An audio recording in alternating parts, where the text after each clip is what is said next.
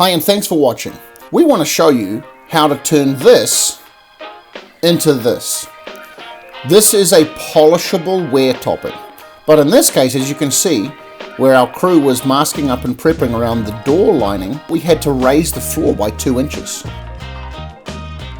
So we mixed and poured a floor float after prepping the surface and installed that carefully across the entire floor, which had uneven heights, so we had to adjust the heights on the floor and hand trowel a 2-inch float across the whole area.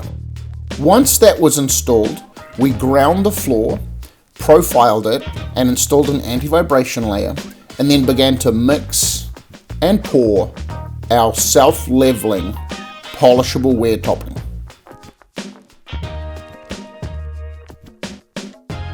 Once that cured, within 12 hours, the polishing work began. This had a custom blend of specialty sand aggregates and stone aggregates in the floor. As you can see, if you look closely, there is a really cool white and black fine pebble chip mix that's been exposed in the polishing process.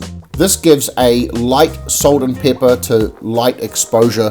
The finish of this entire floor, once sealed and polished, is quite stunning, and as you can see, gave this area a phenomenal accent to finish this architectural home. Thank you for watching. We appreciate you taking the time. If you have any questions or you have a project coming up, please don't hesitate to reach out to one of our team, and we would be delighted to help you.